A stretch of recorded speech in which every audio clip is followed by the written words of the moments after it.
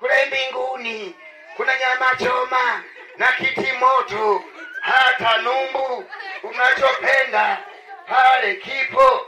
Soda topu ikiwemo Pepsi, Coca-Cola, nazo ni bei.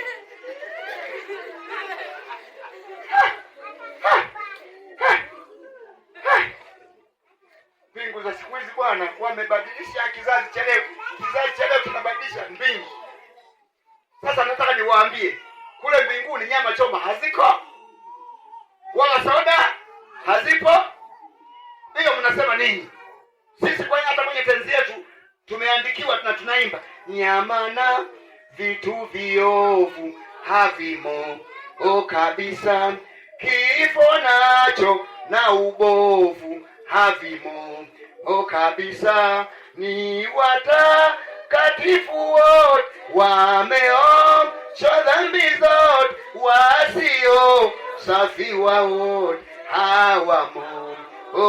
Kondoo wa kuchinjwa wako huko mbinguni, na mbuzi na hata ng'ombe wako huko kabisa. Wapi hizo mbingu?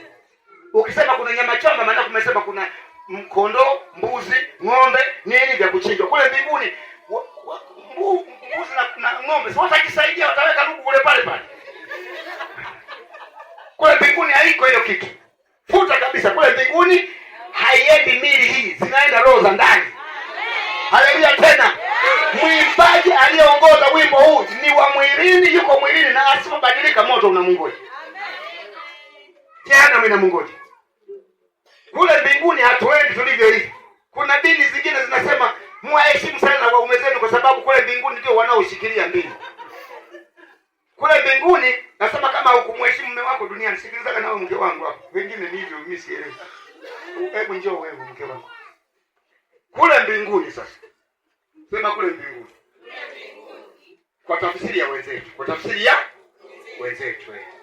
wanasema wewe mke wangu, unaniheshimu.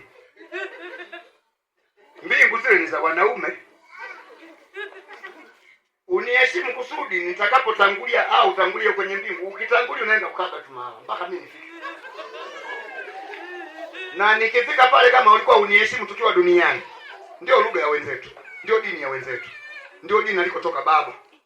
Sawa jamani, baba mzazi wa mimi ametoka kwenye hiyo dini. Na hata hiyo akirusha hii clip yenu wao wanaifahamu.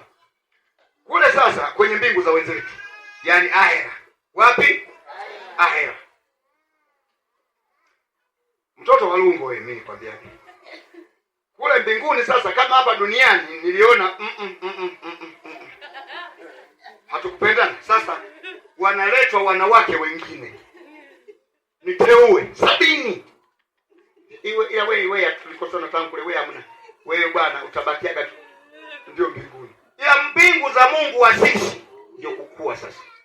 Mbingu za Mungu wa sisi hawaingii wanaume wala wanawake.